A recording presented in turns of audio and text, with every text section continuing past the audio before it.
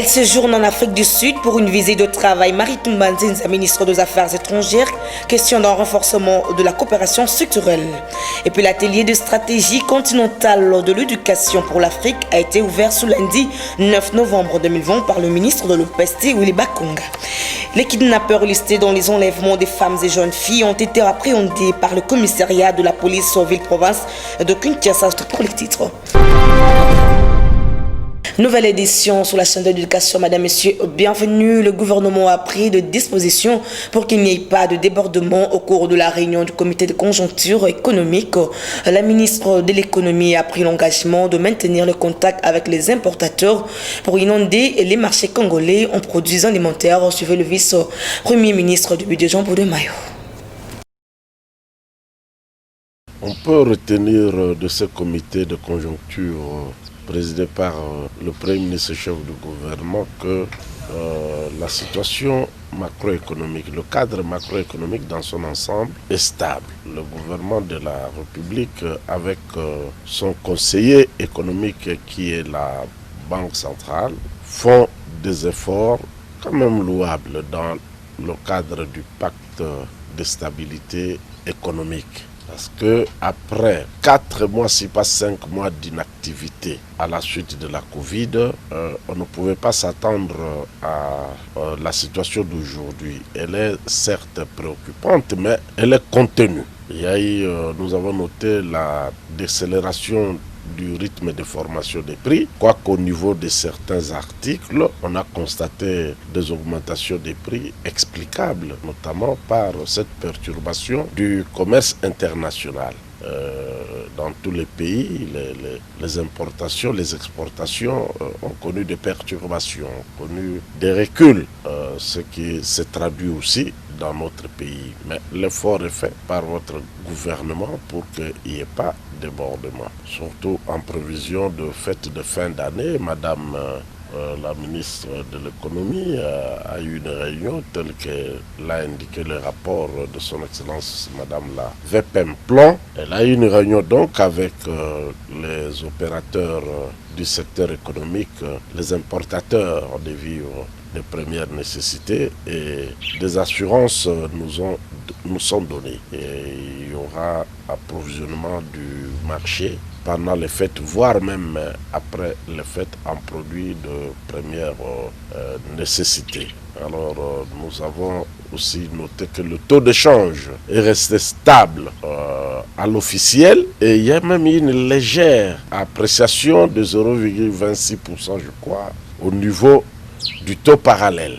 Ce qui est encourageant est que les deux taux se rapprochent davantage. Le parallèle est l'indicatif, donc l'officiel. Toujours à l'imprimature, le Premier ministre Sylvestre Ilunga Ilunkamba veut des résultats rapides en ce qui concerne la desserte en eau et électricité en République démocratique du Congo. Ce dernier a réuni le lundi 9 novembre 2020 le ministre des Ressources hydrauliques et électricité, le directeur général de la SNEL et celui de la Régie des eaux suivies. Selon le ministre des Ressources hydrauliques et électricité Eustache Muhandi, cette réunion autour du Premier ministre avait pour but d'évaluer les conditions d'amélioration de la desserte en eau potable et en électricité après toutes les difficultés des dernières semaines qu'ont connues la SNEL et la Régie des eaux. Nous venons d'avoir une séance de travail, comme vous venez de le dire avec son Excellence Monsieur le Premier ministre, une séance de travail en rapport avec la desserte en électricité et la desserte en eau. On a passé en revue toutes les difficultés des dernières semaines quant à ces dessertes-là. Et avec son Excellence, Monsieur le Premier ministre, nous nous sommes accordés sur un certain nombre de solutions qui puissent aider à améliorer cette desserte. Nous avons en plus convenu d'une prochaine réunion dans les 48 heures pour qu'ensemble, nous trouvions des solutions durables pour améliorer la fourniture en eau et en électricité. S'agissant des difficultés en fourniture d'électricité, Le directeur général de la SNEL a informé le Premier ministre que les pannes de machines du barrage d'Inga ont été réparées et la situation serait actuellement stable. Donc on a passé en revue la situation d'abord que nous avons vécue ces derniers mois où il y avait beaucoup de délestage à Kinshasa, particulièrement dû au fait qu'il y avait un déséquilibre entre la production et la demande qui a fait qu'il y a eu diminution de la production à la centrale d'Inga où il y a des machines qui sont tombées en panne. Nous devions rapidement rattraper la situation. C'est quelque chose fait aujourd'hui. Nous venons d'informer son Excellence le Premier ministre qu'on a rétabli toutes les machines qui étaient en panne et que maintenant il reste à stabiliser la situation pour que les fêtes de fin d'année se passent sans problème. Côté fourniture d'eau potable, le directeur général de la Régie des eaux a révélé que le gouvernement a consenti des efforts dans l'approvisionnement en intrants pour le traitement de l'eau. La vérité est que Kinshasa s'est agrandi en peu d'années. Nous trouvons beaucoup d'habitants par rapport à la capacité installée de la desserte en eau ici à Kinshasa. Si je peux vous mettre devant les chiffres, la capacité installée dans la ville de Kinshasa avec 5 usines est de 550 000 mètres cubes par jour, qui est la capacité nominale. Mais pour le moment, après plusieurs années de fonctionnement, cette capacité n'est pas la même. Avec la vétusté des équipements, elle est descendue. Et face à ça, nous trouvons que Kinshasa est habitée maintenant par des habitants qui ont plus besoin d'environ 1 million de mètres cubes par jour. Je l'ai annoncé dans les titres, la ministre des Affaires étrangères, Maritumba Nzinza, séjourne en Afrique du Sud pour une visite de travail. Le thème de ces consultations, renforcement de la coopération sectorielle pour un partenariat sud-sud mutuellement bénéfique franco-sanga.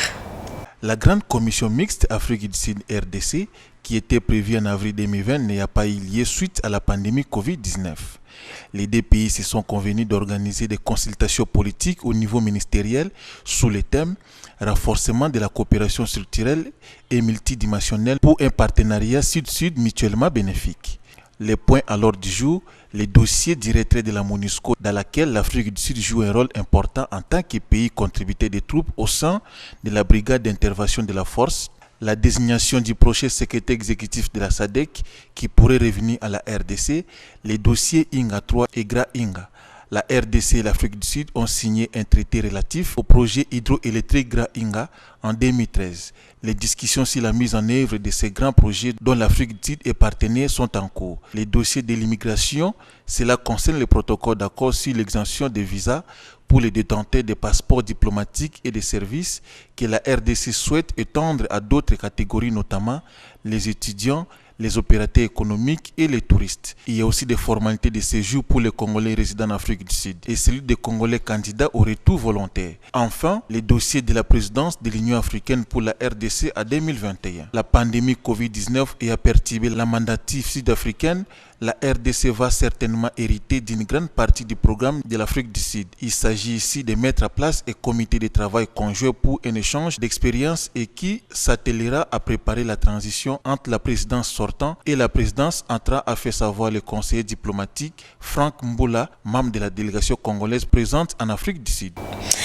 D'un ministère à un autre, la délégation syndicale de la SCTP a été reçue par le ministre du portefeuille Clément Kouité le lundi 9 novembre 2020 au menu la situation des travailleurs de la SCTP de Matadi qui ont observé un arrêt de travail franco-sanga grâce Kawanga.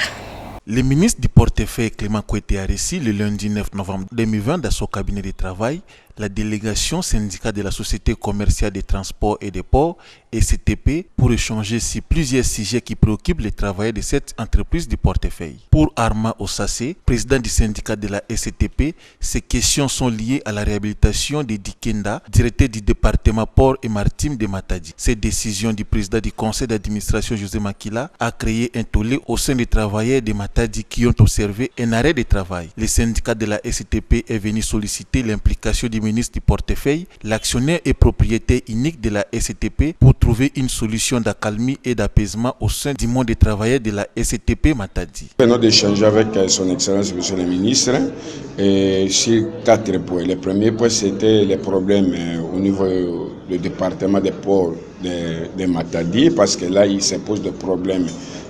Pas plus tard que ce matin, vers 3h, il y a eu arrêt de travail. Il y a des cas de travailleurs qui discutent si l'arrivée des départements qui a été suspendu ce week-end.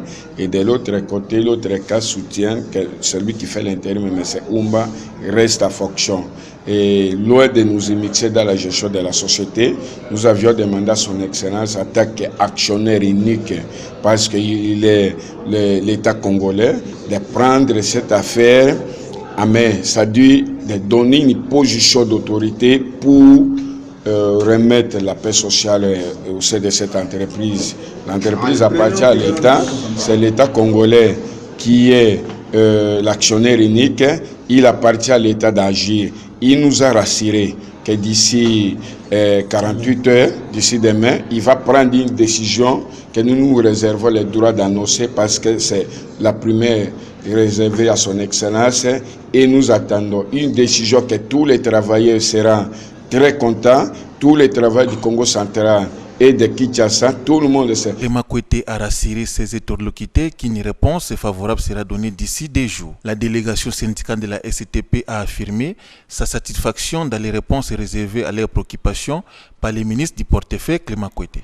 Parlons éducation, ouverture le lundi 9 novembre 2020 de l'atelier de stratégie continentale de l'éducation pour l'Afrique en République démocratique du Congo. Le go a été donné par le ministre de l'Opasté, Willy Bakonga. Généreuse Makassila nous en dit plus.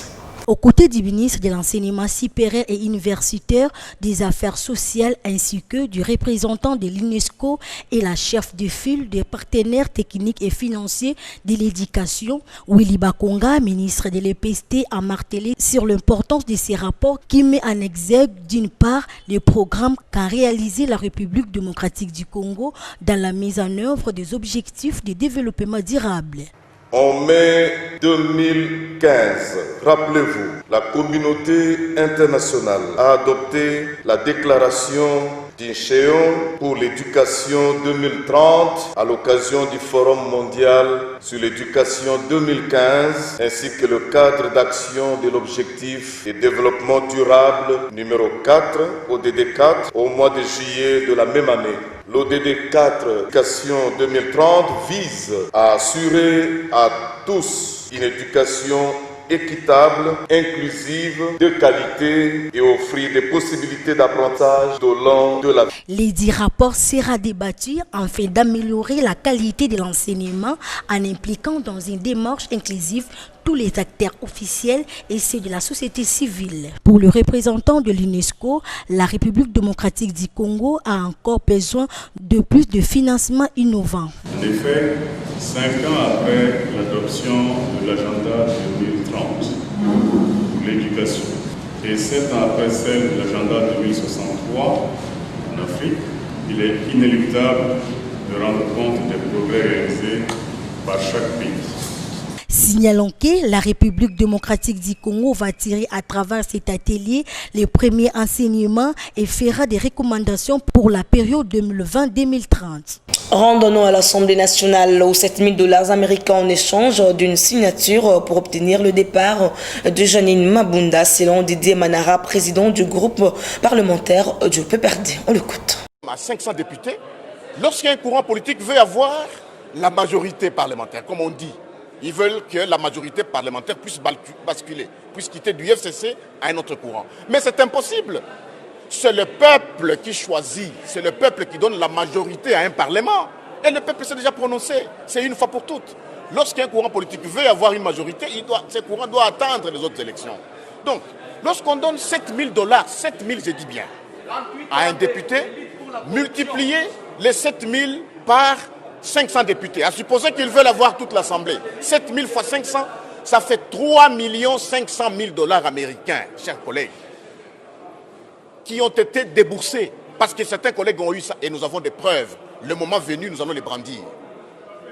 Vous savez, nous saluons l'avènement de la nouvelle technologie de l'information et de la communication. Nous avons des preuves. Pendant que les policiers sont impayés, pendant que les militaires sont mal payés, pendant que les enseignants sont mal payés, pendant que la vie se dégrade du jour au jour, on débloque de l'argent tout simplement pour avoir une majorité factice au niveau de l'Assemblée nationale. Et ça, c'est une solution impossible.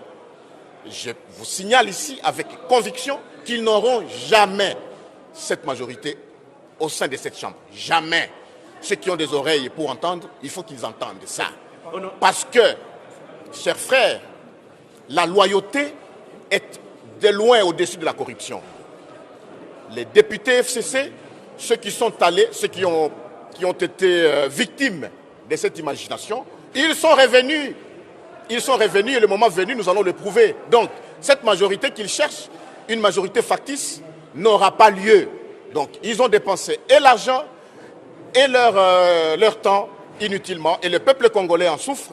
Savez-vous que la Régie des eaux a dit que la semaine prochaine, peut-être qu'elle ne pourra pas fournir l'eau dans la ville de Kinshasa parce qu'il y a une dette de 5 millions de dollars que l'État congolais doit à cette société.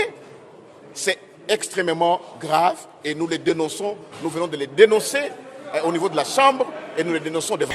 Consultation présidentielle pour Monkonda Bonza. Un accord privé ne peut pas prendre le pays en otage. Il était reçu par le chef de l'État le lundi 9 novembre 2020. Suivez. Et malheureusement, il y a un accord auquel à tout moment les uns et les autres se réfèrent, mais un accord sous seing privé ne peut pas prendre en otage un peuple, un pays. Un accord ne peut pas être au-dessus de la Constitution, ne peut pas être au-dessus de loi. Et moi, je pense que c'est l'accord qui est à la base de tout le blocage que nous connaissons. C'est cet accord qui fait que les institutions ne fonctionnent pas comme il se devait. C'est cet accord qui fait que le gouvernement fonctionne à plusieurs vitesses. Et c'est cet accord qui fait que tout finalement est bloqué. Donc, il faut rompre avec l'ancien système. Voilà. Est-ce que vous êtes prêt à participer à la reconfiguration qui se dessine? Vous, votre parti et le parti n'ont pas participé aux élections de 2018. Ma vision n'est pas celle du partage et équilibré. On a déjà vu ça dans le passé. On a vu ça entre 1994 jusqu'à l'arrivée de la FDL. On a vu ça au sortir du dialogue intercongolais de l'Afrique du Sud avec les 1+4. Et on le voit, le partage équitable et équilibré ne donne aucun résultat pour le pays. Il ne fait qu'enrichir certains hommes politiques. Et je ne suis donc pas favorable à ce système. Je suis plutôt favorable à ce que les Congolais se mobilisent pour pouvoir mettre fin à la situation de blocage dans laquelle nous nous trouvons. Il y a un président qui est là, il doit prendre ses responsabilités pour que l'ancien système disparaisse une fois pour toutes. Et pour Jean-Bertrand Ewanga, le Front commun pour le Congo est une escroquerie politique. Suivez-les dans ses propres qui. Par le peuple récupérer ses droits. Qui a oublié que les FCC nous a jetés en prison? Les FCC a bombardé les gens dans les églises. La situation du Sénat, la corruption à grande échelle. Et voilà, ce sont les mêmes qui veulent nous donner des leçons. Les FCC, au fond, je considère que c'est une escroquerie politique. Parce que conformément à la Constitution, il faut avoir 251 députés pour un parti politique pour affirmer une majorité. Ce n'est pas en créant des structures satellites. Dans un parlement, je respecte au moins quelques 200 députés. Ce n'est pas en mettant les beaux-frères, les petits frères, de sœurs et de cousins dans les institutions de la République qu'aujourd'hui les FCC veulent nous donner des leçons. Nous avons dit au président d'aller de l'avant. Et je lui ai dit, chez nous, les Bangala, lorsque vous rencontrez un crocodile sur la terre ferme, Kata Emutu. Ah oui, mais parce que s'il vous retrouve dans l'eau à nouveau, il va te bouffer. Nous serons libérés par ce schéma.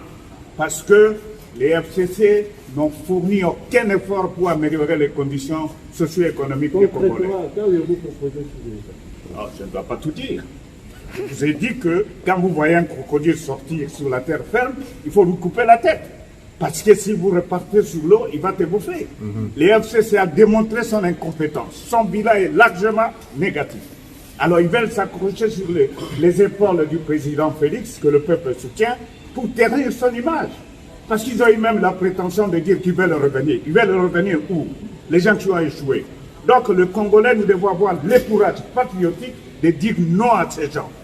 Je dis que quelques rares exceptions sont là. Et je lance un appel à tous ceux qui se considèrent comme IFCC de rejoindre les camps de la patrie. Et de cette manière-là, nous allons construire notre pays pour un avenir heureux. Et que tous les voleurs qui sont connus, tous les criminels qui sont commis, ils doivent aller en prison. Parce que nous avons fait injustement la prison, ce n'est pas une vengeance, ce n'est que logique. Eugène Demindongala a été également reçu par le chef de l'État Félix Antoine Tshisekedi Tshilombo le lundi 9 novembre 2020. Pour lui, la coalition FCC-CACH appartient au passé. Suivez. Les forces vives que nous sommes et que d'autres aussi ont été consultés. Et devant cette situation, je crois que le chef de l'État va prendre des mesures adéquates qui s'imposent pour la gouvernance future de notre pays en tant que garant de bon fonctionnement des institutions de la République. Donc, pour nous, notre proposition principale est que le chef de l'État doit nommer un informateur qui doit initier un travail au niveau du Parlement pour voir la possibilité de dégager une autre majorité afin que le pays ne puisse pas sombrer dans une situation d'arrêt du fonctionnement.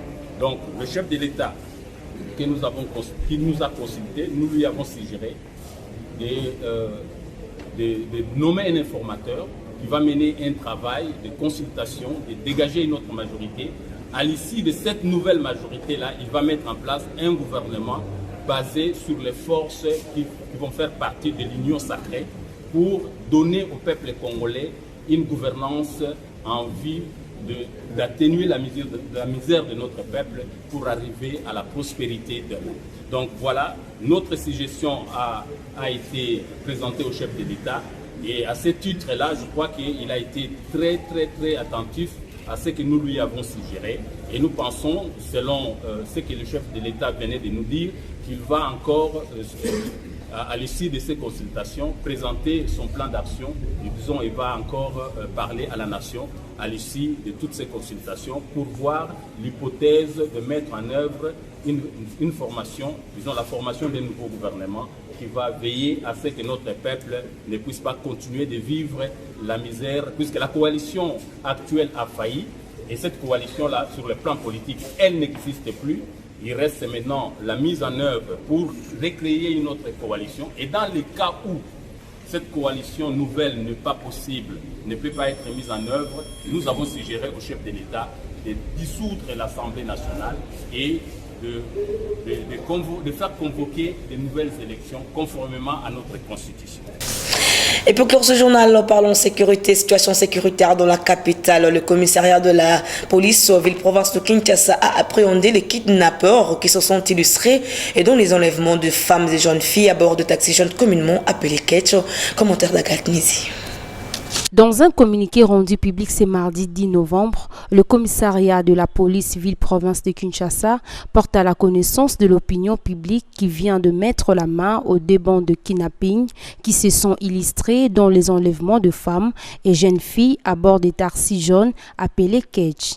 Pour la première bande, il s'agit de Mabiala Landoladi, domicilié de la commune d'Engaba, et Yalebeko B. Obed, habitant du quartier Matongé dans la commune de Kalamou, Kongolo Senga Edi, domicilié sur l'avenue Feshi dans la commune d'Engaba. Et en deuxième lieu, la bande constituée d'Otombo Youssouf alias Regen, Botomuito Asengo Bob et Ilunga Boduka Aristote. Ils sont respectivement domiciliés des communes de Barumbu, Kalamou et Limete. Comme on a eu Otombo Youssouf alias Regen, la veille la commune de Barumbu avenue Croix-Rouge.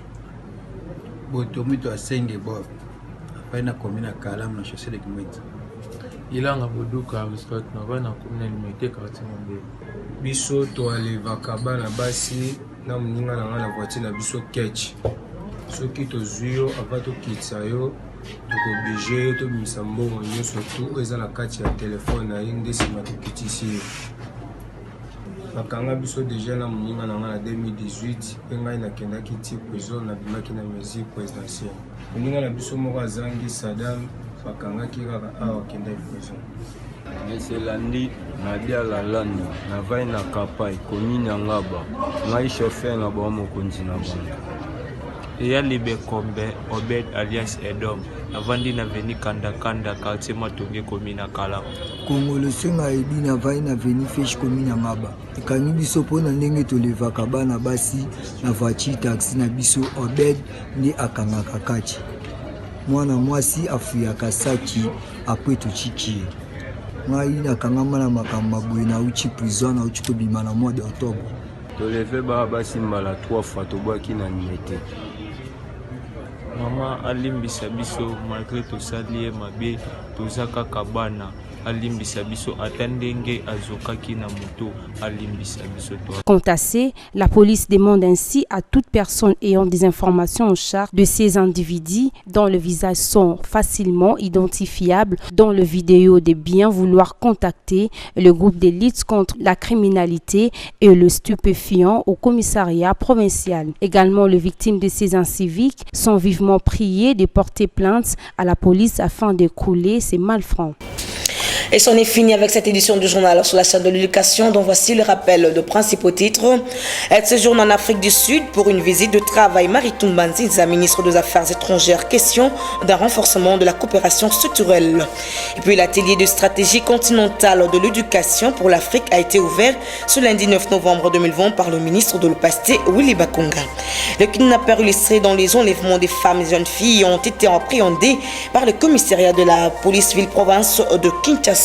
C'était là le rappel de titre fin complètement de cette édition du journal dont la chefferie a été assumée par Junior Twindele. Un grand merci à l'équipe technique rédactionnelle derrière la caméra. C'était Delphin Tundoula, Guilhem Mayamba. Bienvenue à tous. Restez branchés et mettez la barre Covid-19. Au revoir.